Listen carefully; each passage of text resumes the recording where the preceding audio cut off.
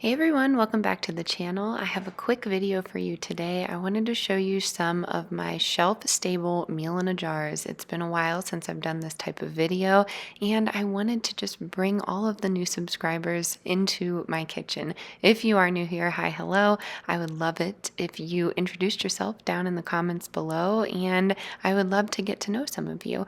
I am starting off this little cook with me with hot cocoa because guess what? It snowed here, of course, and we are just loving it. But we came inside to warm up and we were out of our shelf stable hot cocoa mix. So I'm going to make that here for you. If you are new to my cooking videos, all of the recipes are typed out in the description below for you.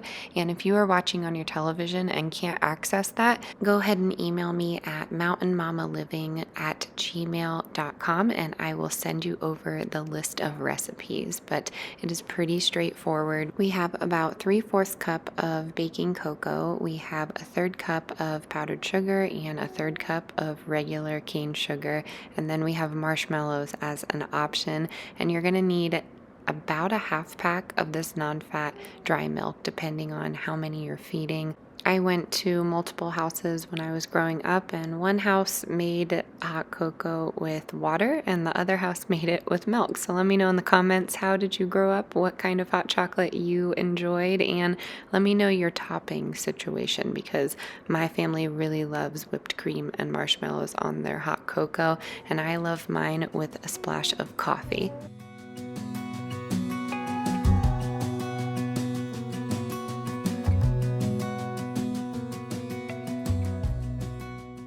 Here is what it looks like when it's all said and done, just like that sand art you did at your local fair, like I did growing up until my brothers shook it up and made a mess of it.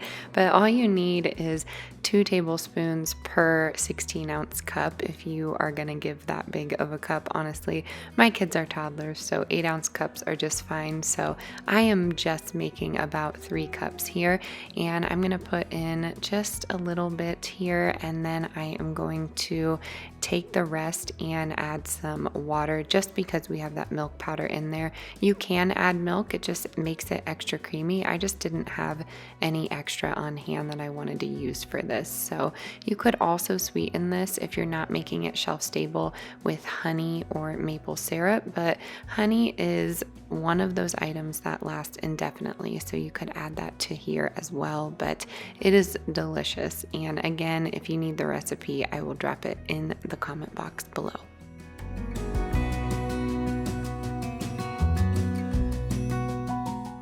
Next on my list of items here is going to be a curried rice and beans and veggies dish. I kind of came up with this on a whim, and I'm glad that I did. I will say I preach about health on my channel quite often, but sometimes I am not the best with it. I like to say we are 80-20. So in this video, you may find ingredients that have questionable ingredients, but as long as I am not wasting food and we do have health in the back of my mind, I am totally fine. And that is what this video was all about. I was trying to clean out certain areas of my pantry that really needed to be used up, and I talk about that a lot on my channel, and that is rotating your pantry. So that is what we're doing. We have pinto beans here, jasmine rice, we have some dried vegetables, and we have some curry powder, and then you can add a plant-based protein, which is what I have, like a TVP, which is texturized vegetable protein,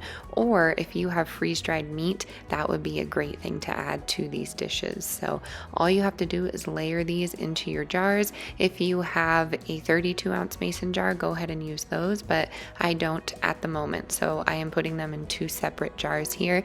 Each 16-ounce jar will serve 4, and of course when you are rehydrating the soup, you're going to need a liquid. So that can be a chicken stock, that can be a coconut milk is what I was showing you there, that can be just water. It really can be anything you want it to be. It could be a jar of sauce with an addition of water, but you are going to make this meal last a long time because you are adding your liquid, and then you could bulk it up with fresh veggies or a canned protein or even a fresh protein depending on your situation. So that was the curried chicken and vegetables is one of my favorites. And now we're moving on to some stroganoff. So I'm showing you here that you could use a funnel and you could use all of your measurements, but oftentimes it's just easier to get messy. So that's why I have this little dish laid out here, but this one's an easy one as well. You need dehydrated potatoes, you need some country gravy, you need those Knorr side noodles, but it is not absolutely necessary, so you could just use 8 ounces of pasta, and then you are going to use some sort of beef protein. So this is where that texturized vegetable protein comes in. Oftentimes they're made with soy, so I haven't been buying them lately. This was gifted to me from 4 Patriots, but freeze-dried meats you can always find at your local Cabela's. I think Walmart still sells them, or you can just find them on Amazon, and I will link some of these ingredients for you.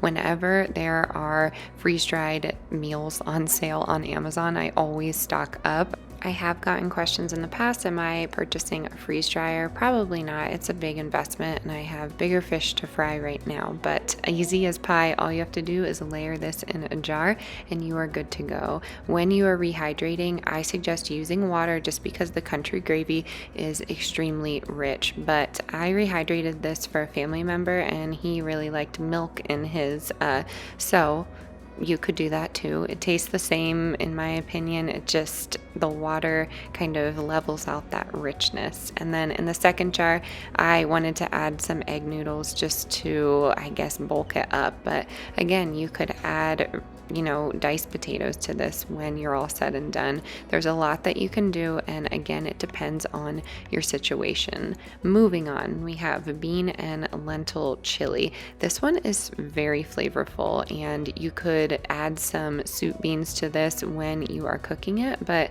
the base of this is going to be lentils and black beans. You're going to need a chili mix, and then you're going to add in those freeze-dried vegetables. Have to give a shout out to Colleen. She always has my back, and she's always gifting me really cool items. This was from her local Amish store. I grew up in rural Pennsylvania, so it was pretty typical to have this kind of thing on hand, but I've had subscribers tell me they've never seen something like this. So yes, back home you can find things like that. But anyways, we have black beans on the bottom. We're gonna layer in those soup vegetables because we want to make it look pretty too. I have a baby waking next to me once again.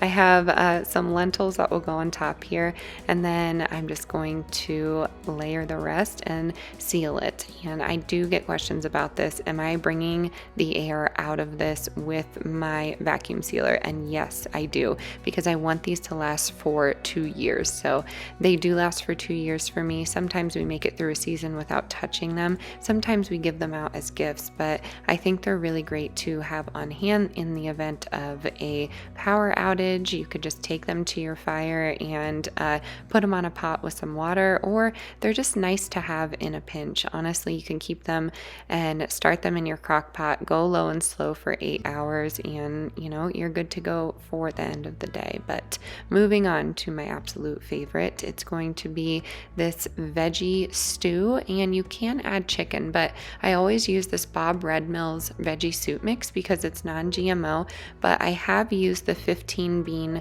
soup mix from Walmart, and that comes with your little ham flavoring packet, and that tastes good as well. But I did have this on hand, and I do like that this Bob's Red Mill does have some pasta to it. It doesn't have enough though, so I'm adding some more, and then I'm adding those dehydrated vegetables, and that is going to do it for the soup. I really like adding chicken stock to this. You could add like a flavoring packet, like I said, with those ham or 15 bean soup mixes come with that ham flavoring packet. I don't know how much of it is actual ham, but a good smoked sea salt does wonders to soups like this as well.